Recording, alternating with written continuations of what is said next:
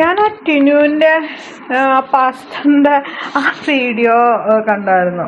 ആ സാറിൻ്റെ സൈറ്റിലായിട്ട് ആ ഫുൾ വീഡിയോസ് ഇട്ടിട്ടുണ്ടായിരുന്നല്ലോ. അത് കണ്ടായിരുന്നു. അതുപോലെ തന്നെ ഈ നെറ്റിലായിട്ട് സോഷ്യൽ മീഡിയയിലൊക്കെ ബാക്കി ഓരോരുത്തരുടെ ഇങ്ങനെ ചെയ്തിരിക്കുന്നത് എന്തുവാ, ഇൻഡിപെൻഡൻറ്റ് ചർച്ചിലെ ആൾക്കാർ അവർ പന്തക്കോസ്തിൽ നിന്നങ്ങാണ്ട് മാറിപ്പോയതാണെന്ന് തോന്നുന്നു. എനിക്ക് കൃത്യമായിട്ട് അറിയത്തില്ല. കണ്ടിരുന്നു. ശരിക്കും പറയട്ടെ, എനിക്ക് ഒരു അതിശയോക്തിയും തോന്നിയില്ല. ഞാനൊരു സീറോ മലബാർ സഭ അംഗമാണ്. കാരണം ഇതൊക്കെ ഞങ്ങളുടെ പള്ളിയിൽ നടന്നുകൊണ്ടിരുന്ന കാര്യങ്ങളാണ്. കാരണം കൊച്ചിലെ തൊട്ട് നമ്മൾ ഈ പള്ളിയിൽ പോകുമ്പോഴത്തേനും അവിടുത്തെ അച്ഛന്മാർ ഇങ്ങനെയൊക്കെ തന്നെ പറഞ്ഞാണ് നമ്മുടെ കയ്യിൽ നിന്ന് പൈസയൊക്കെ വാങ്ങിക്കൊണ്ടിരുന്നത്. അപ്പം പണ്ട് കുട്ടിക്കാലത്ത് നമ്മൾ പള്ളിയിൽ ചെന്ന് കഴിയുമ്പോഴത്തേക്കും കുർബാനയൊക്കെ തുടങ്ങി കുറച്ച് കഴിയുമ്പോഴത്തേക്കുമായിരിക്കും ഈ പ്രസംഗം. ആ പ്രസംഗത്തിൻ്റെ സമയത്ത് ഇപ്പം അന്നൊക്കെ പള്ളി പണിതുകൊണ്ടിരിക്കുന്ന കാലഘട്ടങ്ങളാണ്. ചെറിയ പള്ളികളായിരിക്കും.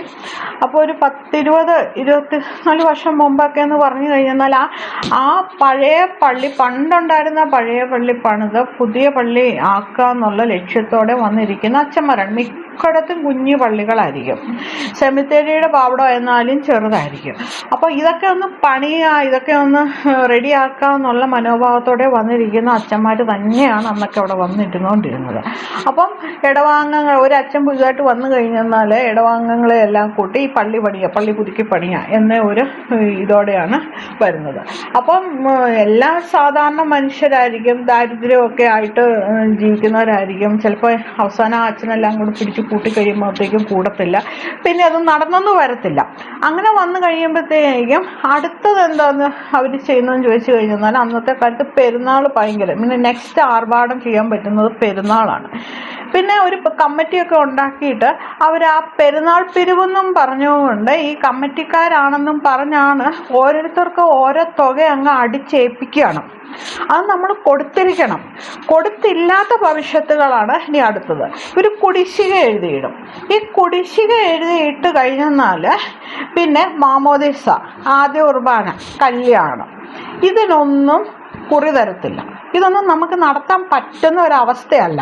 അപ്പം ആ സമയത്ത് ഉടക്കി നിൽക്കുന്ന ഏത് പാവപ്പെട്ടവരും ഈ വീട്ടിലായിട്ട് ഇങ്ങനത്തെ എന്തെങ്കിലും ഒരു ഫങ്ഷൻ നടത്തണമെന്നുണ്ടെങ്കിൽ അവർ വട്ടിപ്പലിശക്കായിരുന്നാലും പൈസ കടമെടുത്ത് കൊണ്ടുപോയി ഇവിടെ കൊണ്ടുപോയി കൊടുക്കും. പിന്നെ മരണത്തിന് മാത്രമുണ്ട് ഒരു എക്സെപ്ഷൻ എന്ന് പറയുന്നത്. അപ്പോൾ എൻ്റെ അപ്പനൊക്കെ പറഞ്ഞ് കേട്ടിട്ടുണ്ട്, പണ്ട് കാലത്ത് പള്ളിയിൽ അടക്കണമെങ്കിൽ തന്നെ കുടിശ്ശിക നോക്കണമായിരുന്നു, കുടിശ്ശിക ഇല്ലാണ്ടിരിക്കണം, അല്ലെങ്കിൽ അടക്കത്തില്ല എന്ന്. അപ്പം എവിടെയോ എങ്ങാണ്ട് ഇങ്ങനെ കുടിശ്ശിക ഉള്ള ഒരു വീട്ടിൽ ആരാണ്ട് മരിച്ചുപോയി. അപ്പോൾ പള്ളിയിൽ നിന്ന് ആരും ഇതിന് മൃതസംസ്കാര ശുശ്രൂഷയ്ക്ക് വന്നില്ല. അപ്പോൾ ആ ബന്ധുക്കളും എല്ലാവരും കൂടി ഈ മൃതദേഹം കൊണ്ട് പള്ളിമുറ്റത്ത് വെച്ചിട്ട് പോയി. അവസാനം അച്ഛനും കൈക്കാരനും കപ്പ്യാരും കൂടെ അത് അടക്കേണ്ടി വന്നു എന്നൊക്കെ ഇങ്ങനെ ഞാൻ പറഞ്ഞു കേട്ടിട്ടുണ്ട്. അതിനുശേഷമാണ് ഈ മരണത്തിൻ്റെ സമയത്ത് ഈ കുടിശ്ശിക നോക്കാത്ത ഒരു രീതി വന്നതെന്ന് ഇത് ഞാൻ പറഞ്ഞു കേട്ടിരിക്കുന്ന കാര്യമാണ്. പിന്നെ അതിനുശേഷമാണ് ഈ കല്യാണത്തിൻ്റെ സമയത്താണ് ഇവർ മെയിനായിട്ട് പിടിച്ചുകൊണ്ടിരുന്നത് പണ്ട്. അപ്പോൾ കല്യാണത്തെ എല്ലാം ഉറപ്പിച്ചെല്ലാം വന്നു കഴിഞ്ഞിട്ട് ചെന്ന് കുറി മേടിക്കാൻ വേണ്ടി പള്ളിയിൽ ചെന്ന് ഡേറ്റൊക്കെ നമ്മളൊന്ന് നിശ്ചയിച്ച് കഴിഞ്ഞിട്ട് പള്ളിയിൽ ചെന്ന് അച്ഛനെ അറിയിച്ച് കഴിയുമ്പോഴത്തേക്കും ആദ്യം രജിസ്റ്റർ എടുത്ത് എന്തെങ്കിലും കുരിശുണ്ടോ നോക്കും. അല്ലെങ്കിൽ പിന്നെ കുറി കിട്ടത്തില്ല. അപ്പോൾ പിന്നെ കല്യാണമല്ലേ, ഒരു നല്ല കാര്യമല്ലേ, അങ്ങനെയല്ലേ ഇങ്ങനെയല്ലേ എന്നും പറഞ്ഞുകൊണ്ട് അതിപ്പം പെൺകുട്ടിയുടെ ആയിരുന്നാലും ആണുങ്ങളുടെ ആയിരുന്ന ഉടനെ അവർ പറയും നിങ്ങൾ സ്ത്രീധനം മേടിക്കുന്നതല്ലേ എന്ന്. അപ്പോൾ അങ്ങനെ പറഞ്ഞ് അവിടെ അതങ്ങ് സെറ്റിൽമെൻറ്റ് നടത്തും. ഈ ശരിക്കും കെട്ടാൻ വേണ്ടിയാണ് ഈ കുടിശ്ശിക അന്ന് നമ്മൾ സെറ്റിൽമെൻ്റ് ആക്കി വിടുന്നത്. പിന്നെ എനിക്ക് തോന്നുന്നത് ഇപ്പോഴായി കഴിഞ്ഞപ്പോഴത്തേക്കും പതുക്കെയൊക്കെ ആൾക്കാർ വിവാഹം രജിസ്റ്റർ ഓഫീസിൽ മതി എന്ന ഒരു രീതിയിലോട്ട് കുറേയൊക്കെ വന്നിട്ടുണ്ട്. പിന്നെ നിയമപരമായിട്ടും ആയല്ലോ കല്യാണം രജിസ്റ്റർ ചെയ്യണം എന്നുള്ളതും. അപ്പം അത് കഴിഞ്ഞിട്ട് ഈയിടെയായിട്ട് ഞാൻ കണ്ട ഒരു പ്രവണതയാണ് സീറോ മലബാർ സഭയിൽ, എനിക്കതേ അറിയത്തുള്ളൂ.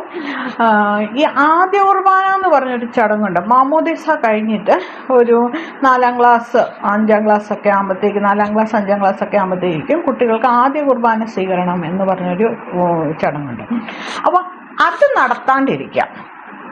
അപ്പോൾ ഇതെനിക്ക് നേരിട്ട് അനുഭവമില്ല, പക്ഷെ പത്രത്തിൽ ഞാൻ വാർത്ത കണ്ടിട്ടുണ്ട്. ആദ്യ കുർബാന പള്ളിയിലായിട്ട് തന്നെ പള്ളിപ്പിരിവ് എന്തോ ഇത് പിരിവ് കൊടുക്കാഞ്ഞിട്ട് നടത്താണ്ടിരുന്ന ഒരാളുടെ ഇത് തടഞ്ഞു. എന്നിട്ട് കോടതി ഉത്തരവ് പ്രകാരം ആദ്യ കുർബാന നടത്താൻ ഓർഡറായെന്നും പറഞ്ഞ് കണ്ടിട്ടുണ്ട്. അപ്പോൾ ഇപ്പോൾ ഇവർ ഈ ആദ്യ കുർബാനയിലാണ് പിടിക്കുന്നതെന്ന് തോന്നുന്നു. അതൊക്കെ ശരിക്കും പറഞ്ഞു കഴിഞ്ഞെന്നാൽ ഇപ്പോഴത്തെ ജനറേഷനെ തന്നെ സാറിൻ്റെ ഭാഷ പറയുകയാണെങ്കിൽ ബ്രെയിൻ റേപ്പിംഗ് ആണ്. കാരണം എന്താ ഞാൻ അങ്ങനെ പറയുന്നതെന്ന് ചോദിച്ചു കഴിഞ്ഞെന്നാൽ ഈ ആദ്യ കുർബാന സ്വീകരണത്തിന് വരുന്ന കുട്ടികളുടെ പ്രായം എന്ന് പറയുന്നത് 8, 9 അല്ലെങ്കിൽ 10, 11 ആ പ്രായത്തിലുള്ള കുട്ടിയാണ്. അപ്പം ഇവർക്ക് വേദപാഠമുണ്ട്, ഞായറാഴ്ച ദിവസങ്ങളിൽ വേദപാഠമുണ്ട്. അപ്പം നമ്മുടെ പെയർ ഗ്രൂപ്പ് ആയിട്ടുള്ള ആ ഇൻട്രാക്ഷൻസ് ഒക്കെ ഉള്ള കുട്ടികളാണ്. അപ്പോൾ എന്തെങ്കിലും ഒരു കാരണവശാൽ ആ കുട്ടിയുടെ മാതാപിതാക്കൾ പള്ളി നിശ്ചയിച്ചിരിക്കുന്ന ആ പിരിവ് കൊടുത്തില്ലെങ്കിൽ അവനെ ആ കുഞ്ഞു ഗ്രൂപ്പിൽ തന്നെ അങ്ങ് ഒറ്റപ്പെടുത്തുകയാണ്. ഇവൻ്റെ ആദ്യ കുർബാന അല്ലെങ്കിൽ ഇവളുടെ ആദ്യ കുർബാന സ്വീകരണം നടത്താൻ പറ്റത്തില്ല എന്ന് പറയുമ്പോൾ അവളുടെ അല്ലെങ്കിൽ അവൻ്റെ ആ കളിക്കൂട്ടുകാരുടെ ഇടയ്ക്കായിട്ട് ഇവൻ വേറെ, ഈ കുട്ടി വേറെ എന്തോ ആണ്, എന്താണ് ഇവ കൊള്ളുകയല്ലാത്തവരാണ്, ഇവരെ അങ്ങ് മാറ്റുകയാണെന്നും പറഞ്ഞുകൊണ്ട് ഒറ്റപ്പെടുത്തുകയാണ് ഈ പള്ളിയിൽ നിന്നുള്ളവർ. പക്ഷെ പണ്ട് ഈ ഒറ്റപ്പെടുത്തൽ വലിയവർക്കായിരുന്നു. ഇപ്പം എന്തെങ്കിലുമൊക്കെ എതിർത്ത് പറഞ്ഞു കഴിഞ്ഞാൽ ആ കുടുംബങ്ങളെ ഒറ്റപ്പെടുത്തുന്ന ഒരു പ്രവണതയാണ്. ഇപ്പോൾ അത് കൊച്ചു കുട്ടികളുടെ മനസ്സിലേക്ക് ആ ഒറ്റപ്പെടുത്തൽ അവരങ്ങ് ആകുകയാണ്. അപ്പോൾ അങ്ങനെ ചെയ്ത് കഴിയുമ്പോഴത്തേക്ക് ഈ പിള്ളേർക്ക് വരുന്ന ഒരു മാനസിക സന്തോഷമുണ്ട്. ചിലപ്പോൾ അവൻ പള്ളിയിൽ പോകാത്തവനാണ്, അവൻ ദൈവവിശ്വാസിയല്ല, അവൻ ദൈവം പറയുന്നൊന്നും അനുസരിക്കുന്നില്ല, ഈശോയ്ക്കും എതിരായിട്ടാണ് അവൻ്റെ വീട്ടുകാർ പ്രവർത്തിക്കുന്നത് എന്ന ഒരു പ്രശ്നം ഈ മതാധ്യാപകരിൽ നിന്ന് തന്നെ, അതായത് വേദപാഠം പഠിപ്പിക്കുന്ന അധ്യാപകരിൽ നിന്ന് തന്നെ അങ്ങോട്ട് വരും. അങ്ങോട്ട് വന്നു കഴിയുമ്പോൾ ഈ കുട്ടി അതായത് ഈ കുഞ്ഞ് യങ് ജനറേഷൻ പോലും പറയാൻ പറ്റത്തില്ല, ചൈൽഡായിട്ടുള്ള ആ ജനറേഷനിലോട്ടാണ് ഇവരിപ്പം ആ ഒരു പ്രഷർ കൊടുക്കുന്നത്. അതൊക്കെ വെച്ച് നോക്കുമ്പോൾ ഈ ടിനു ചെയ്തതിന് എന്താ കുഴപ്പം? ഒന്നുമില്ല. വലിയ ആൾക്കാരുടെ അടുത്തല്ലേ പറഞ്ഞത്, അതായത് മച്ചുറായിട്ടുള്ള പ്രായപൂർത്തിയായിട്ടുള്ള കുറേ ബുദ്ധി വികസിക്കാത്ത കുറേ മനുഷ്യരുടെ അടുത്തല്ലേ പറഞ്ഞത്. അപ്പം ഞാനിതിങ്ങനെ കമ്പയർ ചെയ്ത് എടുത്തു കഴിഞ്ഞപ്പോൾ സീറോ മലബാർ സഭയിൽ ഇതിനും അപ്പുറമാണ്, ഇങ്ങനെയാണ് നടക്കുന്നത്. ഇപ്പോഴും ഇത് നടക്കുന്നുണ്ടെന്നുള്ളതാണ്. കൊച്ചു കുട്ടികളെ അതിപ്പോൾ കൊച്ചു യങ് ജനറേഷൻ, ആ ചൈൽഡ്ഹുഡ് ജനറേഷനിലേക്കാണ് ഇവരത് ഇട്ടിരിക്കുന്നതെന്നുള്ളതാണ്. അപ്പോൾ പണ്ട് ഇങ്ങനെ പ്രസംഗത്തിൻ്റെ സമയത്ത് ആണ് ഈ പള്ളി പിരിവും കാര്യങ്ങളും അതും ഇതും എല്ലാം ഈ അച്ഛന്മാരിരുന്ന് പള്ളിയിൽ നിന്ന് പ്രസംഗിച്ചുകൊണ്ടിരുന്നത്. അങ്ങനെ കൊടുക്കണം, ഇങ്ങനെ വേണം, അത് വേണം, ഇത് വേണമെന്നുള്ള. അപ്പോൾ അങ്ങനെ ആയി കഴിഞ്ഞപ്പോഴത്തേക്കും മനുഷ്യർ തന്നെ മുഷിഞ്ഞു തുടങ്ങി. പിന്നെ ഈ ചേട്ടന്മാരൊക്കെ എന്ത് ചെയ്യുമെന്ന് ചോദിച്ചു കഴിഞ്ഞാൽ പ്രസംഗം കഴിഞ്ഞിട്ട് പള്ളിയിലോട്ട് വരുന്ന ഒരു പ്രവണതയായി. അപ്പം കുർബാന തുടങ്ങുമ്പോൾ പള്ളിയിൽ ആരും കാണത്തില്ല. പിന്നെ പ്രസംഗവും കഴിഞ്ഞ് കുറച്ച് കഴിഞ്ഞിട്ട് ആൾക്കാർ പള്ളിയിലോട്ട് വരത്തുള്ളൂ. അപ്പോൾ അതൊരു ഭയങ്കര ഒരു ബുദ്ധിമുട്ടുള്ള ഒരു സിറ്റുവേഷൻസ് ആയിരുന്നു. കാരണം നമ്മൾ അതൊക്കെ കണ്ടുകൊണ്ട് വളർന്നവരാണ്. അപ്പോൾ അച്ഛൻ്റെ ഇരുന്ന് വിളിച്ച് പറയും അങ്ങനെയാണ്, ഇങ്ങനെയാണ്, അതാണ്, ഇതാണെന്നൊന്ന് പറഞ്ഞു, നിങ്ങൾ വരണം, എന്നാലും കുർബാന കൂടിയെന്ന് ഇതുള്ളൂ, അല്ലെങ്കിൽ അത് വാലിഡ് അല്ല, ഇതാന്നൊക്കെ. പക്ഷെ ആര് കേൾക്കാൻ? കാരണം ആൾക്കാർക്ക് പ്രതികരിക്കാൻ പറ്റാത്തതുകൊണ്ട് ആരും വരത്തില്ല. അത് പിന്നെ കുറച്ച് കാലവും കൂടെ കഴിഞ്ഞപ്പോഴത്തേക്കും എന്ത് ചെയ്യുമെന്ന് ചോദിച്ചു കഴിഞ്ഞാൽ ആ പ്രസംഗത്തിൻ്റെ സമയത്ത് വചനം മാത്രം പ്രസംഗിക്കാനും ഈ പിരിവിൻ്റെ കാര്യം കുർബാന സ്വീകരണം കഴിഞ്ഞതിന് ശേഷം പറയാനും തുടങ്ങി. ഒരു 2 മിനിറ്റ് എടുത്ത് പിരിവിൻ്റെ കാര്യം പറയാനും തുടങ്ങി. അപ്പോൾ അത് ചാടിപ്പോത്തില്ലല്ലോ. അപ്പോൾ അതങ്ങനെ കുറച്ച് നാൾ നടന്നു കഴിഞ്ഞപ്പോഴത്തേക്ക് ആൾക്കാരെന്ത് ചെയ്തെന്ന് ചോദിച്ചു കഴിഞ്ഞാൽ ഈ കുർബാന സ്വീകരണം കഴിഞ്ഞിട്ട് ഇറങ്ങി പോകാൻ തുടങ്ങി. ഇതൊക്കെ ഞാൻ കണ്ടു വളർന്നതാണ്. വരാൻ തുടങ്ങി. അപ്പോൾ പിന്നെ അതും ഒരു പ്രശ്നമായി. പിന്നെ നെക്സ്റ്റ് സ്റ്റേജ് ഇവരെന്താ ചെയ്തതെന്ന് ചോദിച്ചു കഴിഞ്ഞാൽ കുർബാന സ്വീകരണം കഴിഞ്ഞതിന് ശേഷം എന്ത് ചെയ്യുമെന്ന് ചോദിച്ചു കഴിഞ്ഞാൽ ഇത്ര പിരിവുണ്ട്, ഇന്നതിൻ്റെ പിരിവുണ്ട് എന്നങ്ങ് പറഞ്ഞു നിർത്തും. എത്ര എമൗണ്ടെന്നോ അതിനെക്കുറിച്ച് കൂടുതൽ എസ്സേ പ്രസംഗങ്ങളൊന്നുമില്ല. ഇപ്പം ഇവിടെ ഒരു തിരുനാൾ നടക്കുകയാണ്, അതിനുള്ള പിരിവുണ്ട്, എല്ലാവരും സഹകരിക്കണം. ഇനി അടുത്തതിൻ്റെ അകത്തെ ക്ലൈമാക്സ് എന്താണെന്ന് ചോദിച്ചു കഴിഞ്ഞാൽ ഈ പിരിവ് എമൗണ്ട് ഈ പള്ളിയിൽ നിന്ന് ഒരു ഓർഡറിനോ അല്ലെങ്കിൽ എല്ലാവർക്കും ഓരോ എമൗണ്ട് അവർ തന്നെ നിശ്ചയിച്ച് കൊടുക്കുകയാണ്. അവർ എന്നിട്ട് അതിനവരിട്ടിരിക്കുന്ന പേര് സംഭാവന എന്നാണ്. അപ്പം ആ സംഭാവന കൊടുത്തില്ലെങ്കിൽ ആ പള്ളി രജിസ്റ്ററിലായിട്ട് കുടിശ്ശികയായിട്ട് വരും. പിന്നെ നമുക്ക് പള്ളി അനുബന്ധമായ യാതൊരു സർട്ടിഫിക്കറ്റിനും യാതൊരു സാധനവും നമുക്ക് കിട്ടത്തില്ല. അപ്പം ഇതൊക്കെ കണ്ടു വളർന്നുകൊണ്ടായിരിക്കും എനിക്ക് ഈ ടിനു കാണിച്ചത്. ഇപ്പം ദൈവത്തിൻ്റെ ശബ്ദം റെക്കോർഡ് ചെയ്യുന്നു എന്നുള്ള ഭാഗം അവിടെ എങ്കിലും നിൽക്കട്ടെ, അത് ഞാൻ പിന്നെ വിശദീകരിച്ചു തരാം. അതെൻ്റെ വേറെ ഇത്. പക്ഷേ ഈ 8 കോടി രൂപ എന്നുള്ള ഇത് പറഞ്ഞില്ല, ഒരു മാസത്തിലെ ശമ്പളം കൊടുക്കണമെന്ന് ആൾ പറയുന്നത് കേട്ടായിരുന്നു. എനിക്കപ്പോൾ വലിയ അതിശയോക്തി തോന്നിയില്ല. ഇതിപ്പം ഇങ്ങനെയാണ് ഈ കാത്തലിക് സഭയിലായിട്ട് ഇങ്ങനെ നടക്കുന്നത്. അപ്പോൾ ഒരു പള്ളിപണിയൊക്കെ നടക്കണമെങ്കിലും ഇപ്പം എന്ത് വന്നു കഴിഞ്ഞാലും ഇവർ പള്ളിയിൽ നിന്ന് ഒരു ഫിക്സഡ് എമൗണ്ട് കൊടുക്കുന്നു. അത് നമ്മൾ എങ്ങനെയായിരുന്നാലും അത് കൊടുത്തിരിക്കണം. ഇല്ലെങ്കിൽ എങ്ങനെയാ ഈ പള്ളി അനുബന്ധമായ കാര്യങ്ങളൊന്നും നമുക്കവിടെ നടത്താൻ പറ്റത്തില്ല. പിന്നെ വേറെ ഒരു ഇത് ഇപ്പം ഈ പിരിവ് പിടിച്ചു മേടിക്കുന്ന ഒരു രീതി എന്ന് പറഞ്ഞു കഴിഞ്ഞാൽ ഇപ്പം എന്തെങ്കിലും പിരിവുകൾ വന്നു കഴിയുമ്പോഴത്തേക്കും പിരിവ് ഇത്ര സംഭാവന ഇത്ര നാൾക്കുള്ളിൽ കൊടുക്കണം. അപ്പം ഒരു ഉദാഹരണം പറഞ്ഞു കഴിഞ്ഞാൽ ഞങ്ങളുടെയൊക്കെ കൊച്ചിലെ ഇത് കരോൾ സംഘങ്ങൾ വരുമായിരുന്നു വീടുകളിൽ. അപ്പോൾ കുറച്ച് നാൾ കഴിഞ്ഞപ്പോഴത്തേക്കും ഞാൻ ഓർക്കുന്നുണ്ട്, ഈ അവിടെയുള്ള എല്ലാ ആർട്സ് ക്ലബ്ബും പിന്നെ സ്പോർട്സ് ക്ലബ്ബും വായനശാലയിൽ നിന്നും എല്ലാം ക്രിസ്മസിൻ്റെ ആ ഒരാഴ്ച ആകുമ്പോഴത്തേക്കും ക്രിസ്ത്യൻസ് ഒന്നുമില്ല, ഹിന്ദുസും ഒക്കെ ഉണ്ടാവും, എല്ലാവരും കൂടെ ആ ഓരോ ക്ലബിൻ്റെ എന്നും പറഞ്ഞുകൊണ്ട് കരോൾ സംഘങ്ങൾ വരും. അന്നൊക്കെ രാത്രി കാലങ്ങളിലാണ് ഈ കരോൾ സംഘങ്ങൾ വരുന്നത്. അപ്പം നമ്മൾ പിള്ളേർക്ക് ഭയങ്കര ഇഷ്ടമാണ്, കാരണം അവർ മിഠായിയൊക്കെ നമുക്ക് തരും. അപ്പം ഇവരിങ്ങനെ വരും. അപ്പം രാത്രി 12 മണിക്കൊക്കെ ആയിരിക്കും വരും. അന്നൊന്നും എല്ലായിടത്തും വൈദ്യുതി ഒന്നും ഉള്ള സ്ഥലമല്ല, പെട്രോൾ മാക്സ് വെളിച്ചത്തിലായിട്ടാണ് ഭയങ്കര ശബ്ദമൊക്കെ ആക്കി ഇതും ചെണ്ടയും കൊട്ടിയാണ് ഡ്രമ്മും കൊട്ടിയാണ് ഇവരിങ്ങനെ വരുന്നത്. അപ്പോൾ ഒരു രാത്രി ഞങ്ങളുടെയൊക്കെ വീട്ടിൽ വരുമ്പോഴത്തേക്ക് രാത്രി 11 മണിയാകുമായിരുന്നു. അപ്പോൾ ചില ദിവസം ഒരെണ്ണം വരും, അത് കഴിഞ്ഞിട്ട് നമ്മൾ ഉറങ്ങാൻ കിടക്കുമ്പോഴത്തേക്ക് അടുത്തത് വരും. അപ്പം വീട്ടിലെ മാതാപിതാക്കൾക്കൊക്കെ ഭയങ്കര പാടാണ്, കാരണം പിറ്റേ ദിവസം എണ്ണീക്കേണ്ടതല്ലേ. ഞങ്ങൾക്കൊക്കെ ഭയങ്കര ഇഷ്ടമാണ്. വന്ന് അവർ ഡാൻസും കളിച്ച് തുള്ളിയിട്ട് ഒരു മിഠായിയും തന്നിട്ട് അവർ ആ ഒരു രസീത് കുറ്റിക്കകത്തായിട്ട് ഒരു പിരിവും എടുത്തിട്ട് അവരങ്ങ് പോകും. പക്ഷേ ഈ പള്ളി സംഘങ്ങൾ വരുമ്പോൾ ചിലപ്പം ഈ പള്ളിയിൽ നിന്ന് വരുന്ന സംഘങ്ങൾ വരുന്നത് ഒത്തിരി താമസിച്ചായിരിക്കും. അപ്പോഴേക്കും മിക്ക വീട്ടുകാരും പിന്നെ കതക് തുറക്കാണ്ടായി. ഓൾറെഡി കുറേ 1-2 ഈ വായനാ സംഘങ്ങളും ക്ലബ്ബ് സംഘങ്ങളും ഒക്കെ വന്നു പോയി അവിടുത്തെ അവർ മടുത്തിരിക്കുകയായിരിക്കും. പിന്നെ കതക് തുറക്കത്തില്ല, കാരണം എല്ലാവർക്കും പിരിവ് കൊടുക്കണമല്ലോ, കൊടുക്കാണ്ട് പറ്റത്തില്ലല്ലോ. അപ്പോൾ 1-2 ഇടത്തൊക്കെ ചെന്ന് കഴിഞ്ഞപ്പോൾ ഈ പള്ളിയിൽ നിന്ന് വന്ന സംഘങ്ങളെ അകത്ത് വീട്ടിൽ കയറ്റിയില്ല, അവർക്ക് പിരിവ് കിട്ടിയില്ല. അവർ പേരൊക്കെ വിളിച്ചിട്ടുണ്ടെങ്കിലും ആരും അനങ്ങാണ്ട് കിടന്നു. അങ്ങനെ ആയി കഴിഞ്ഞപ്പോഴത്തേക്കും കുറേ നാൾ കഴിഞ്ഞപ്പോഴത്തേക്ക് എന്ത് ചെയ്തെന്ന് ചോദിച്ചു കഴിഞ്ഞാൽ ഈ പള്ളിയിൽ നിന്നുള്ള സംഘങ്ങൾ അങ്ങ് ഒന്നെങ്കിൽ നേരത്തെ അപ്പോയിൻമെൻ്റ് എടുത്ത് വരും. കുടുംബക്കൂട്ടായ്മ എന്ന് പറഞ്ഞ വേറൊരു യൂണിറ്റ് ഉണ്ട്. ആ യൂണിറ്റ് ഒരു ഇന്ന സമയത്ത് ഇന്നവരായിരുന്നു പറഞ്ഞുകൊണ്ട് വരും. പിന്നെ എന്ന് വെച്ചാൽ ഈ യൂത്ത് കൂടുതൽ ആൺകുട്ടികളാണ് ഇതിന് വരുന്നത്. അപ്പം അവരുടെ എണ്ണം കുറഞ്ഞു പോയോണ്ടാണോ എന്താണോ എന്ന് അറിയത്തില്ല. പിന്നീട് ഈ കരോൾ സംഘങ്ങൾ അങ്ങനെ വരാണ്ടായി.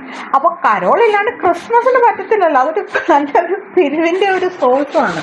അപ്പോൾ എന്ത് ചെയ്യും ചോദിച്ചു കഴിഞ്ഞാൽ നമ്മുടെ വീട്ടിലേക്ക് ഒരു കവർ വരും. നിങ്ങൾ കരോൾ സംഘത്തിന് എത്രയാണ് കൊടുക്കേണ്ടത് അത് ഈ കവറിലിട്ട് തരിക.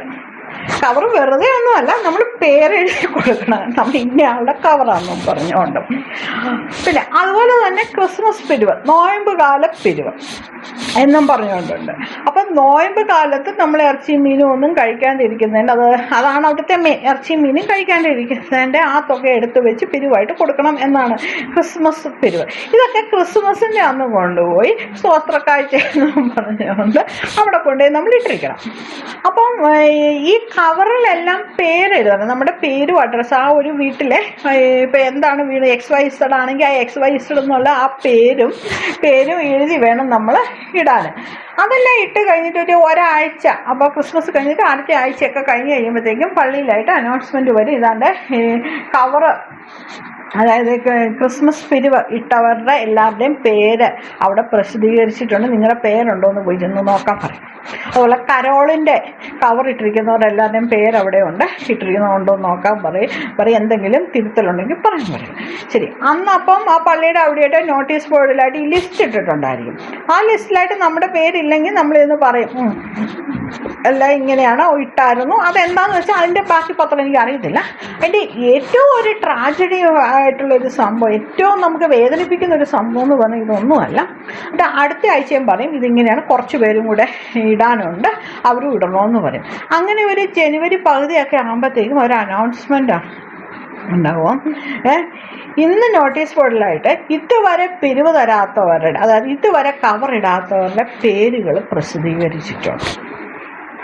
അതൊരു അപ്പം ഞാനൊക്കെ കൊച്ചെന്ന് പറഞ്ഞു കഴിഞ്ഞാൽ ഒരു 8ാം ക്ലാസ് 9ാം ക്ലാസ് പഠിക്കുന്ന സമയം ഇത് കേൾക്കുമ്പം നമ്മുടെ മനസ്സിലൊരു വിങ്ങലാണ്.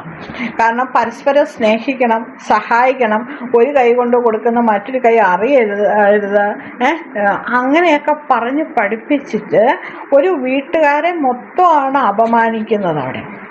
അപ്പം ആ വീട്ടിലെ കുട്ടികളുണ്ടാകും നമ്മുടെ കൂടെ വേദപാഠത്തിന് പഠിക്കുന്നവർ. അപ്പം അവരാരായി? ഒന്നുമില്ലാത്തവരായി. അപ്പം ആ പിള്ളേരുടെ ഒരു വിങ്ങലുണ്ട്. അതൊക്കെ പറഞ്ഞു കഴിഞ്ഞാൽ അതൊക്കെ ഭയങ്കര ഇതാണ്. അപ്പം ഇങ്ങനെയൊക്കെ ഇട്ട് കഴിയുമ്പോഴത്തേനും ചിലപ്പോൾ ഏതെങ്കിലുമൊക്കെ അവിടെ സന്മനസ്സുള്ള വീട്ടിലെ ചേട്ടന്മാർ അല്ലെങ്കിൽ അമ്മച്ചിമാരൊക്കെ അവർക്ക് കാശ് കൊടുത്ത് ആ പേര് മാറ്റിക്കുന്ന അവസ്ഥകളൊക്കെ ഞാൻ കണ്ടിട്ടുണ്ട്. അതുകൊണ്ട് ഇത് ഇപ്പം ന്യൂജെന്നും പറഞ്ഞുകൊണ്ട് ഇവരിങ്ങനെ പറഞ്ഞത് ഇതിപ്പോൾ സോഷ്യൽ മീഡിയ ഉള്ളതുകൊണ്ട് എല്ലാവരും അറിഞ്ഞു. ഇല്ലെങ്കിൽ ഇത് ആരും അറിയാൻ പോകുന്നില്ല. ഇതൊക്കെ ക്രിസ്ത്യാനികൾക്കിടയിലായിട്ട് ഈ പിടിച്ചു പിടിച്ചുള്ള പിരിവുകളും അനുഗ്രഹം ബ്ലോക്ക് ചെയ്യുമെന്നുള്ളതും ഒക്കെ ഉള്ള കാര്യമാണ്.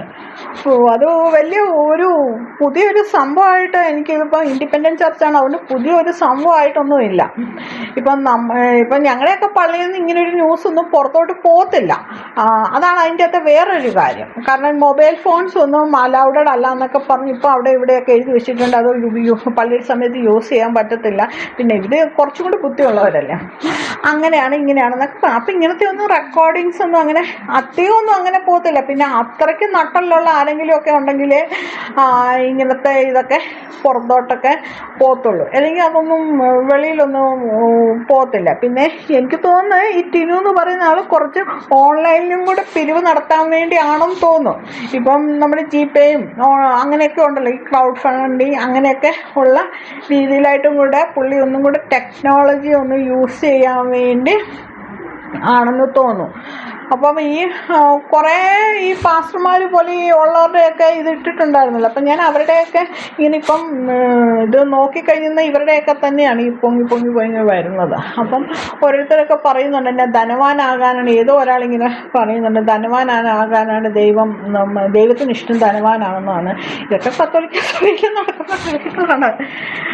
കാരണം ഒരു താലന്തിൻ്റെ ഒരു ഉപമയുണ്ട് ക്രിസ്തു പറഞ്ഞത്. ഒരാൾ പോയപ്പം അവിടുത്തെ കച്ചവടക്കാർക്ക് ഒരാൾക്ക് 1 താലന്ത് കൊടുത്തു, ഒരാൾക്ക് 2 താലന്തോ കൊടുത്തു, മറ്റേക്ക് 3 താലന്തോ എങ്ങാണ്ട് കൊടുത്തു കഴിഞ്ഞിട്ട് തിരിച്ചു വന്നപ്പോഴത്തേന് ആദ്യത്തെ ആൾ ആ താലന്ത് കുഴിച്ചിട്ട് അവിടെ തന്നെ വെച്ചു, മറ്റേ ആൾ അത് ഇരട്ടിച്ചു, അടുത്തയാൾ ഇരട്ടിച്ചു. പക്ഷേ 3 താലന്ത് കൊടുത്തയാൾ 6 താലന്താക്കി.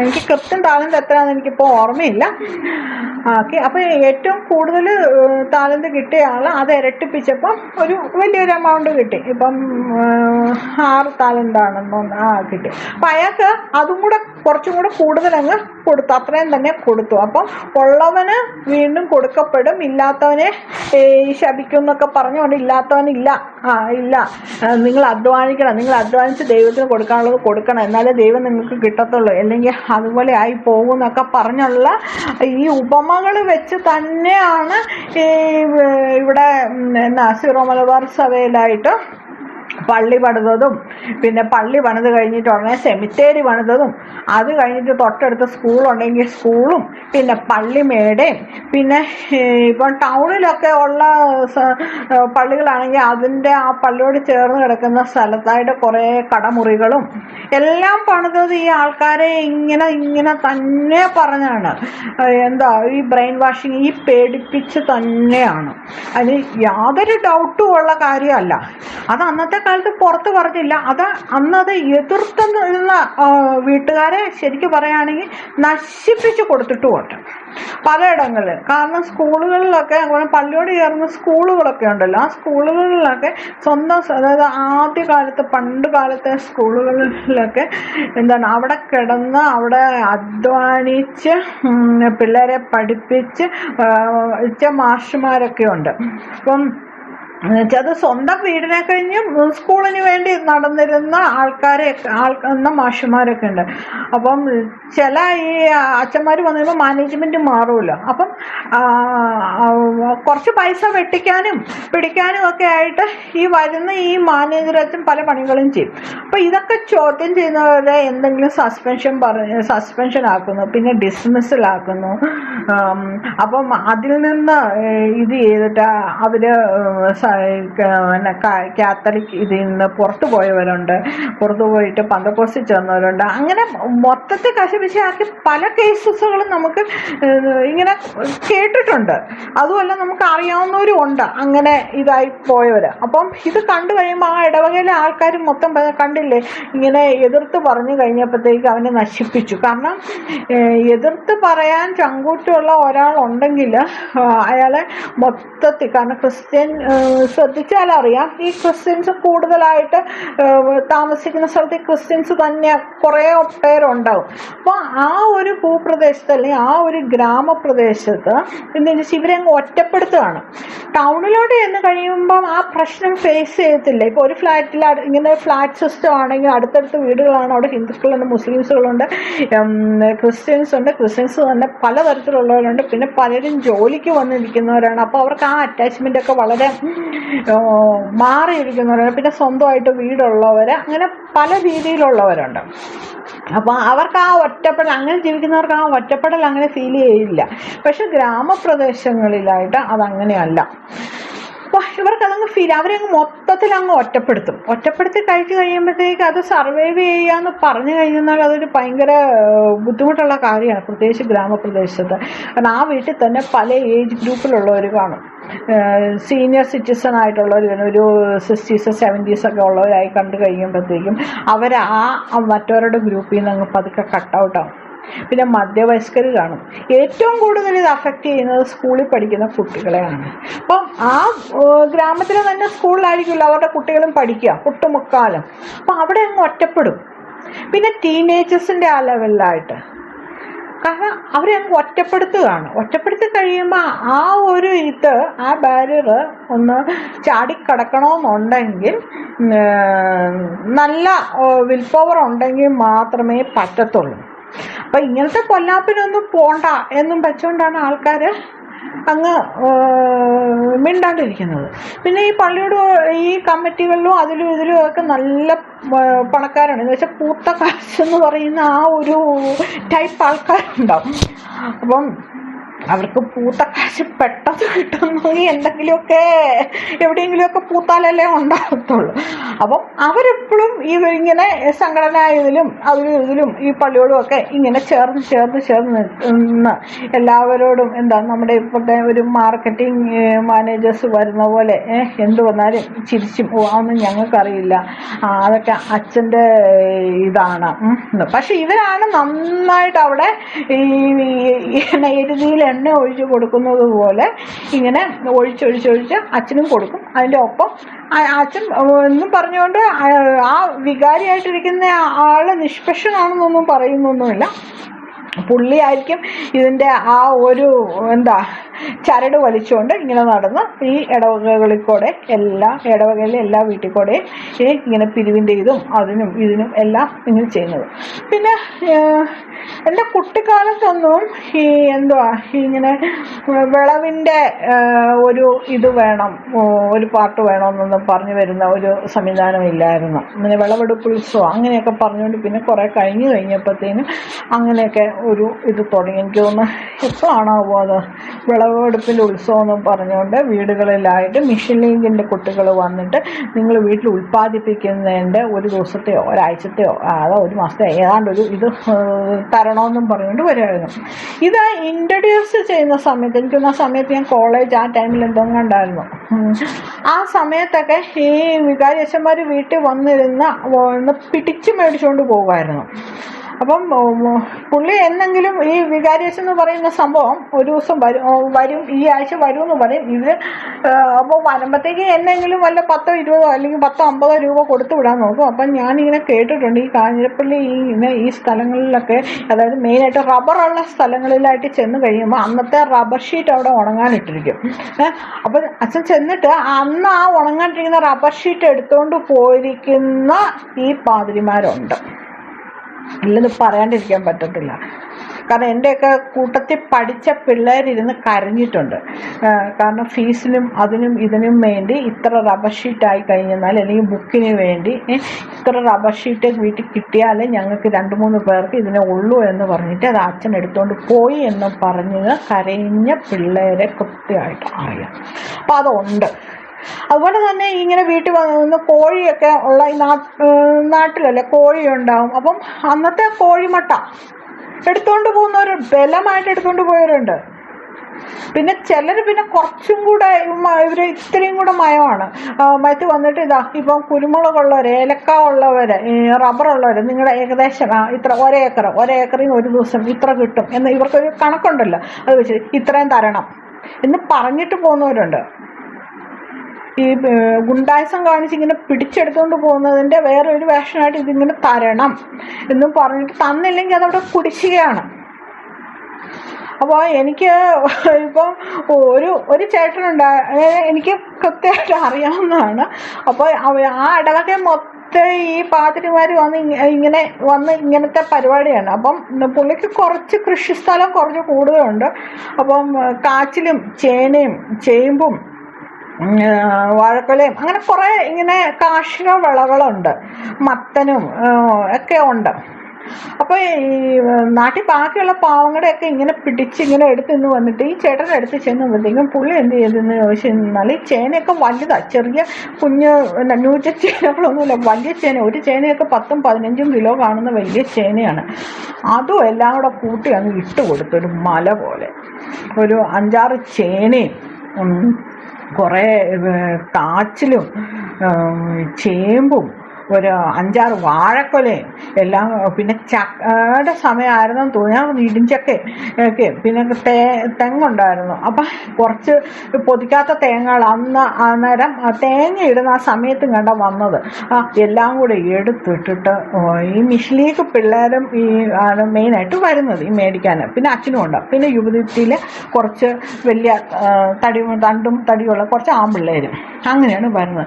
ഇതെല്ലാം കൂടി ഇട്ട് കൊടുത്തിട്ട് വന്നു, ഇതാണ് എൻ്റെ ഈ വർഷത്തെ ഇത് എടുത്തുകൊണ്ട് പോകാൻ പറ്റും. അവസാനം പള്ളിക്കാർക്ക് ആ വന്നവർക്ക് ജീപ്പ് പിടിച്ച് ഈ സാധനം എടുത്തുകൊണ്ട് പോകേണ്ടി വന്നു.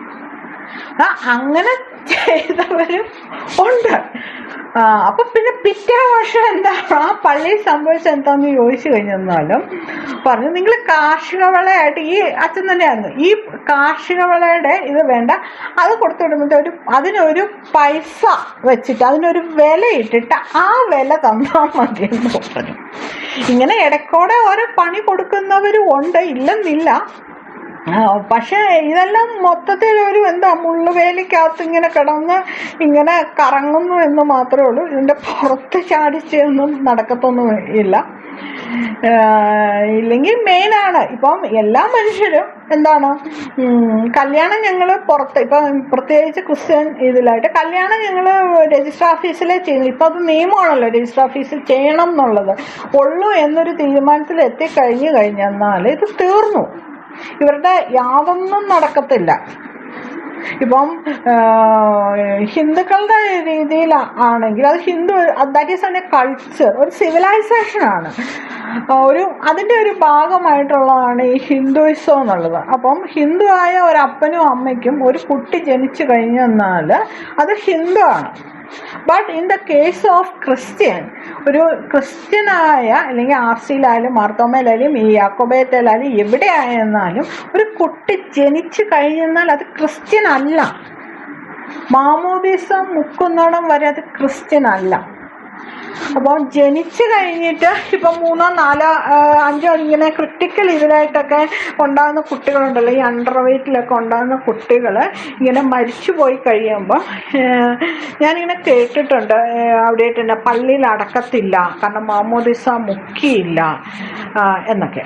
പിന്നെ അങ്ങനെ സീറോ മലബാർ സഭയിലല്ല, സീറോ മലബാർ സഭയിലായിട്ട് അവർ പറഞ്ഞ് ഞാൻ ചോദിച്ചു കഴിഞ്ഞാൽ, ഇപ്പോൾ കുട്ടി ഉണ്ടായി കഴിയുമ്പോൾ അവിടെ ഇരിക്കുന്ന നേഴ്സുമാർക്കോ ക്രിസ്ത്യൻ, കൂടുതലും നേഴ്സുമാരും ആ ഒരു ഫീൽഡിലായിട്ട് ക്രിസ്ത്യൻസ് ആണല്ലോ, ഇങ്ങനെയൊക്കെ ഒരു ഇത് വരുമ്പോഴത്തേക്കും അതോ അവർക്ക് തന്നെ മാമോദിസ കൊടുക്കാം. അപ്പം ഇങ്ങനെ ക്രിട്ടിക്കൽ ഇതിലായിട്ടുള്ള കുട്ടികളുണ്ടല്ലോ, ഇപ്പം NICയിലൊക്കെ നിൽക്കുന്ന ഈ നേഴ്സുമാർക്ക് അറിയാമല്ലോ. അപ്പോൾ അത് പണ്ടത്തെ കാലത്ത് പണ്ട് കൂടുതലും ക്രിസ്ത്യൻ വീട്ടുകളിൽ നിന്നാണ് ഈ നേഴ്സിനൊക്കെ പോകുന്നത്. ഇപ്പോഴാണ് ബാക്കിയുള്ള ഇതിൽ നിന്ന് പൊയ്ക്കൊണ്ടിരുന്നത്. അപ്പം ഇവർക്ക് തന്നെ മാമോദിസ കൊടുക്കാം. അങ്ങനെ മാമോദിസ കൊടുത്തിട്ടുണ്ടെങ്കിൽ ഒരു പള്ളിയിൽ അടക്കാം. അപ്പോൾ പിന്നെ ഇതൊക്കെ എന്തുവാ ഈ മാമോദിസ എന്നൊക്കെ പറയുന്നത്? അപ്പോൾ ഈ NIC യൂണിറ്റിൽ നിന്ന് ഇപ്പം ഒരു നേഴ്സ്, ഒരു ക്രിസ്ത്യൻ നേഴ്സ്, ഇപ്പം ആർക്കും കൊടുക്കാം, അത് ക്രിസ്ത്യൻ ആയിട്ടുള്ള ആർക്കും ആയിരിക്കും, അത് വേറെ ഉള്ളവർക്കാണെന്ന് എനിക്കറിയത്തില്ല, നേഴ്സ് കൊടുത്തു. ആ കുട്ടി ജീവിച്ചു കഴിഞ്ഞാൽ വീണ്ടും അതിനെ മാമോദിസ മുക്കട്ടെ. അല്ലാണ്ട് അവിടെ ആ NIC യൂണിറ്റിലായിട്ട് അങ്ങനെ മാമോദിസ കൊടുത്തു എന്നും പറഞ്ഞുകൊണ്ട് എന്താ ക്രിസ്ത്യാനിയാണെന്ന് ഇവർ അംഗീകരിക്കുമോ? അംഗീകരിക്കത്തില്ല ഒരിക്കലും. പിന്നെയും മാമോദിസയ്ക്ക് വേണ്ടി പള്ളിയിൽ പോയി ബാക്കി എല്ലാ പരിപാടിയും ചെയ്യണം. ഇത് ഈ ഒരു സംഭവം എന്ന് പറഞ്ഞ ഒരു ഒരു മൂടുപടമാണ് എന്ന് പറഞ്ഞാലും. ഇപ്പം ഒരു കുട്ടിയുണ്ടായി, ആ കുട്ടിക്ക് സർവൈവ് ചെയ്യാനുള്ള ഇത് വന്നില്ല, മാമോദിസ കൊടുത്തില്ല എന്ന കാരണത്താലായിട്ട് സെമിത്തേരിയിലായിട്ട് അടക്കിയില്ലെങ്കിൽ ആ വീട്ടുകാർക്കുണ്ടാകുന്ന ആ ആഘാതം കുറയ്ക്കാൻ വേണ്ടി ഒരു ഉടായ്പ പരിപാടി. അപ്പം ഈ മാമോദിസകളൊക്കെ അത്രയ്ക്കേ ഉള്ളൂ, അതിൻ്റെ അപ്പുറമൊന്നും ഇല്ല. അപ്പം ഇങ്ങനെ ഒരു ക്രിസ്ത്യൻ മാതാപിതാക്കൾക്ക് ഉണ്ടാകുന്ന കുട്ടികൾ ഓട്ടോമാറ്റിക്കായിട്ട് ക്രിസ്ത്യാനി ആവുന്നില്ല.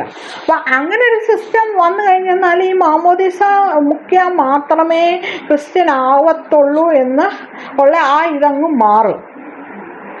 അപ്പം ഇതൊക്കെ ഒരു അതായത് കുറച്ച് മനുഷ്യനെ പേടിപ്പിച്ച് ഇങ്ങനെ നിർത്തണം. ഞങ്ങൾ പറയുന്ന പോലെ തന്നെ നിൽക്കണം, അല്ലെങ്കിൽ ദൈവരാജ്യം നിങ്ങൾക്ക് കിട്ടത്തില്ല എന്ന ആ ഒരു ഇത് അതായത് ഒരു മനുഷ്യനുണ്ടായി കഴിയുമ്പോഴത്തേക്കും ആ ഒരു മനുഷ്യജീവൻ ഭൂമിയിലോട്ട് വന്നു കഴിയുമ്പോൾ തന്നെ ആ മാതാപിതാക്കളുടെ മനസ്സിലും പിന്നെ വളർന്നു വരുന്ന കുട്ടികളുടെ ഇടയിലായിട്ട് ആ ബേസിക് തന്നെ എന്താ പറയുന്നത് അതായത് വിത്തിടുമ്പം തന്നെ അതിനുള്ള വളങ്ങളും വെള്ളവും എല്ലാം വെച്ച് കൊടുക്കുന്നത് പോലെ അന്നേരം തന്നെ അങ്ങ് കൊടുക്കുകയാണ്. പിന്നെ ഇരുന്ന് പറയും എന്താണ് ആ കുഞ്ഞ് ഈ നവജാത ശിശുക്കളൊക്കെ മരിച്ചു പോകുമ്പോഴത്തേക്ക് അവർ വിശുദ്ധരാണ്, അങ്ങനെ ആണ് എന്ന് പറയും. അപ്പം മാമോദിസ ഒരു നേഴ്സ് കൊടുത്ത ഒരു കുട്ടിയാണ് ഇവിടെ വിശുദ്ധരായിട്ട് വെച്ചിരിക്കുന്നത്. അപ്പം അതത് വീട്ടുകാർക്ക്, ആ വീട്ടുകാരെ സംബന്ധിച്ചിടത്തോളം അതൊരു ഭയങ്കര റിലീഫിങ് ആണ്. കാരണം നമുക്കറിയാം ഒരു കുഞ്ഞുണ്ടായി കഴിയുന്ന എത്രയോ 10 മാസത്തെ ആ ഒരു പ്രതീക്ഷകളെല്ലാം വെച്ചുണ്ടായി ആശുപത്രി വെച്ച് ഇങ്ങനെ ഒരു ഇത് സംഭവിച്ചു കഴിഞ്ഞാൽ ആ ട്രോമയെന്നൊക്കെ ആ അമ്മയ്ക്കും അപ്പനും ആ വീട്ടുകാർക്കും ഒക്കെ പുറത്തോട്ട് വരണമെന്നുണ്ടെങ്കിൽ അതൊരു ഭയങ്കര ബുദ്ധിമുട്ടുള്ള ഒരു കാര്യമാണ്. അപ്പം അവർക്ക് അതൊരു ആശ്വാസമാണ് ഇങ്ങനെയൊക്കെ ഉള്ള കുറേ കാര്യങ്ങൾ. പക്ഷേ ഇതിൻ്റെ പേരിലായിട്ട് ഈ പിരിവെന്ന് പറയുന്ന സംഭവം, ഈ മതത്തിൻ്റെ പേരിലുള്ള ഈ പിരിവ്, ഈ പ്രത്യേകിച്ച് ക്രിസ്ത്യൻ ഇതിലായിട്ട് എന്ന് പറഞ്ഞാൽ ഈ ടിനു പറഞ്ഞ പോലെ തന്നെയാണ്, അതിന് വേറെ വ്യത്യാസമൊന്നുമില്ല. കാരണം പള്ളി പണിയുന്ന ഇപ്പം പള്ളിപണികളെല്ലാം കുറഞ്ഞു, കാരണം പള്ളിയെല്ലാം പണിത് കഴിഞ്ഞു. ഇനി പള്ളി പണിയേണ്ട സ്ഥലങ്ങളൊന്നും ഇല്ല. കാരണം ഒരു 10-25 വർഷം മുമ്പ് മുതൽ തുടങ്ങിയ ഇവരുടെ ഒരു ഒരു ക്യാമ്പയിൻ പോലെയായിരുന്നു എല്ലായിടത്തും പള്ളികൾ പുതുക്കി പണിയുക എന്നുള്ള സംഭവം.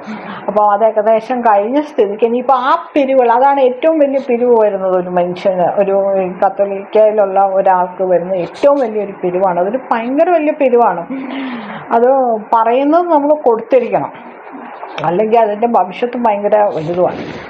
അപ്പം അത് ഏകദേശമൊക്കെ കഴിഞ്ഞു. അപ്പം ഇനി വരുന്ന ജനറേഷൻ ഇപ്പോൾ ഉള്ള ഒരു യൂത്ത് എന്നായിട്ടുള്ളത് പള്ളി പണിയും കഴിഞ്ഞ്, സെമിത്തേരി പണിയും കഴിഞ്ഞ്, അവിടുത്തെ പാരിഷ് ഹോളും പണിയും കഴിഞ്ഞ്, അവിടുത്തെ സ്കൂളിൻ്റെ പണിയും പള്ളിമേടയും എല്ലാം കഴിഞ്ഞ ഒരിടവകയിൽ യൂത്തിന് ഒരിക്കലും ഈ പള്ളിയുടെ പണപ്പിരിവ് എന്നുള്ള ആ ഒരു സംഭവം ഉണ്ടാവുകയില്ല.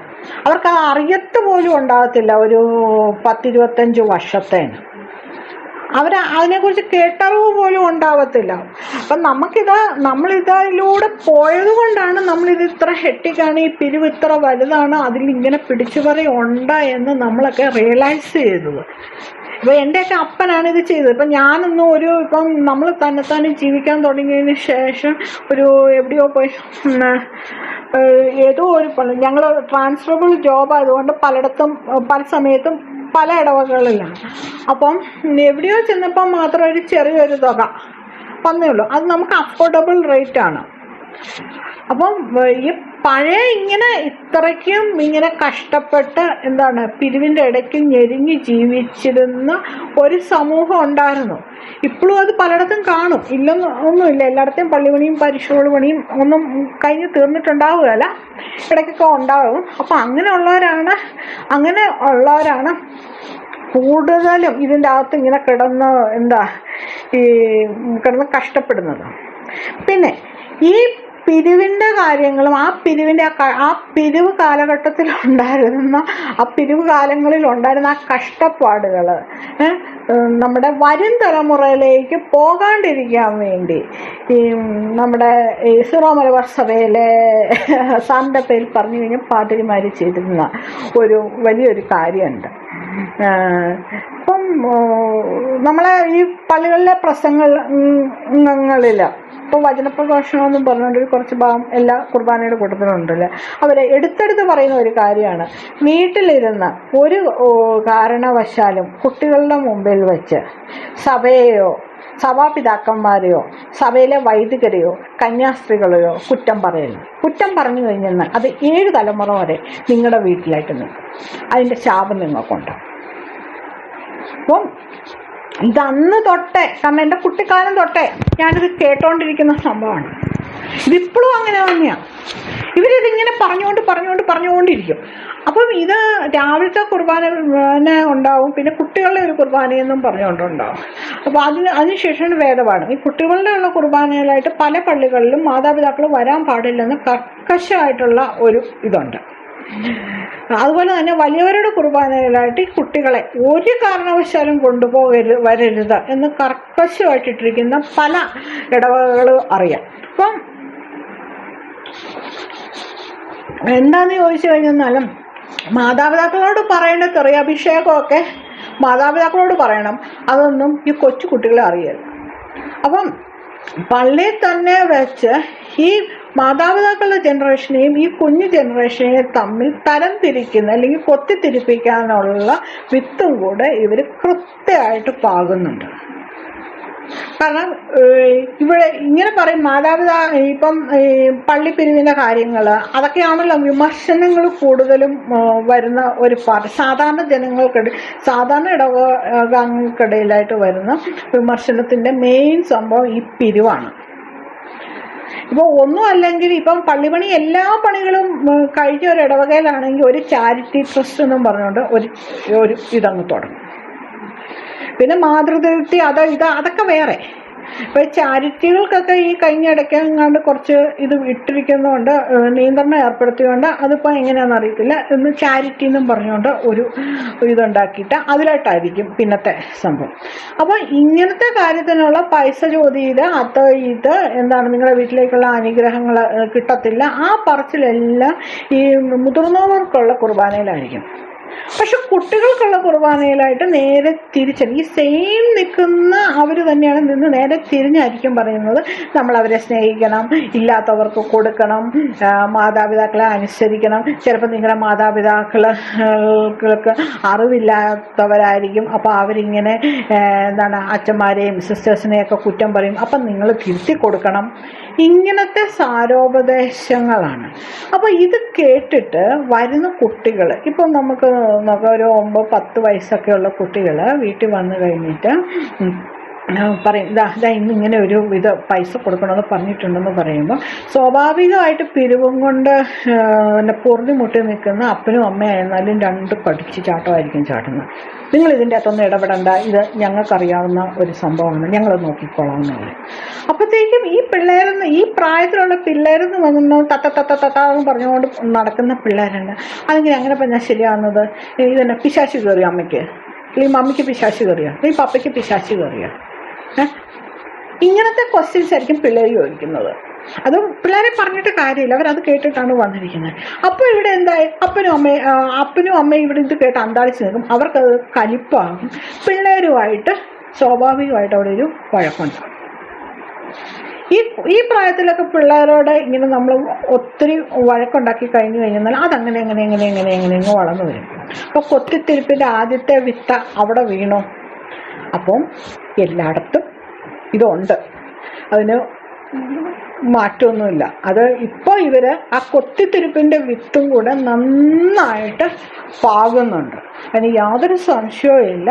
കാരണം പല കുട്ടികളുടെയും വായിൽ നിന്ന് ഇങ്ങനത്തെ അമ്മ വിഷക്കാർക്കൊന്നും കൊടുക്കത്തില്ല.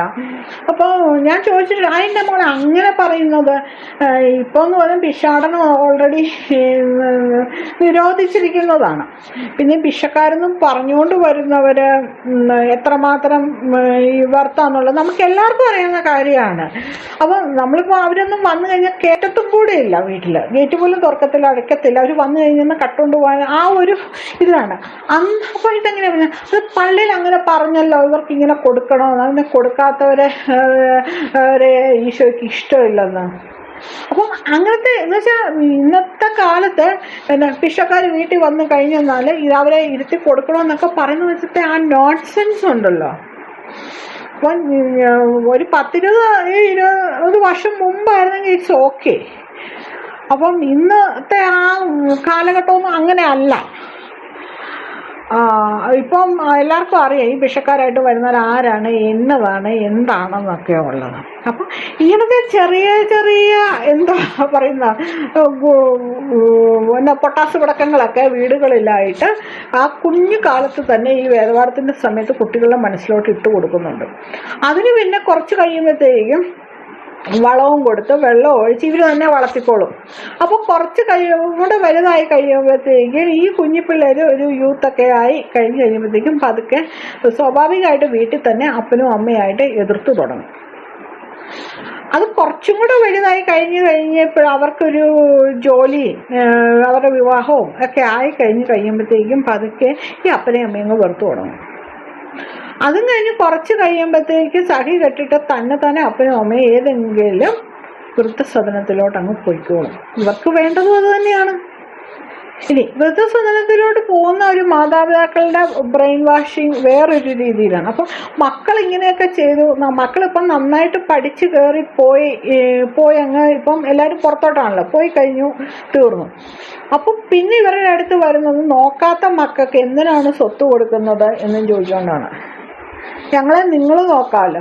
അപ്പോൾ ആ എൽസി ചേച്ചിയുടെ ആ പ്രോഗ്രാം കേട്ടപ്പോൾ ഞാൻ ആദ്യം വിചാരിച്ചത് അങ്ങനത്തെ എന്തോ ഒരു കേസാണെന്നാണ്. പിന്നെ ഞാൻ മനസ്സിലായത് അല്ല, ആ ചേച്ചിയുടെ അങ്ങനെ അല്ല എന്നുള്ളത്. അപ്പം ഈ പലയിടത്തും ഇങ്ങനെ മാതാപിതാക്കളുടെ സ്വത്ത് നോക്കാത്ത മക്കൾക്ക് കൊടുക്കണ്ട എന്നും പറഞ്ഞുകൊണ്ട് ഞങ്ങൾ നോക്കിക്കോളാം എന്നും പറഞ്ഞുകൊണ്ടൊക്കെ പെയ്ഡ് റിട്ടയർമെൻറ്റ് ഹോം എന്നൊക്കെ പറഞ്ഞുകൊണ്ട് ഇങ്ങനെ പല മാതാപിതാക്കൾ പോകുന്നുണ്ട്. കാരണം ഇതിനുള്ള വിത്ത് പണ്ടേ പാകിയിട്ടേക്കാണ്. അപ്പം ശരിക്കും പറയുകയാണെങ്കിൽ ഈ വേദപാഠം എന്ന് പറയുന്ന സംഭവം ഇനി എന്തിനാണ്?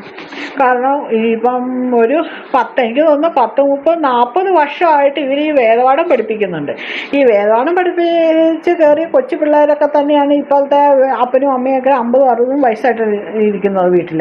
അല്ലെങ്കിൽ എല്ലാം ഇപ്പം ഗ്രാൻഡ് പേരൻസും ആ ഒരു സെക്ടർ നോക്കിയാലും പേരൻസിൻ്റെ സെക്ടർ നോക്കിയാലും ഇവരങ്ങ് പറഞ്ഞു കൊടുത്താൽ പോരെ, അതിന് പ്രത്യേക പരിശീലനം വേണം. ഇവരുടെ കുട്ടിക്കാലത്ത് എല്ലാ ഞായറാഴ്ചയും അവിടെ പോയിരുന്ന് ഈ പഠിച്ച സംഭവം സ്വന്തം മക്കൾക്ക് പകർന്നു കൊടുത്താൽ പോരെ.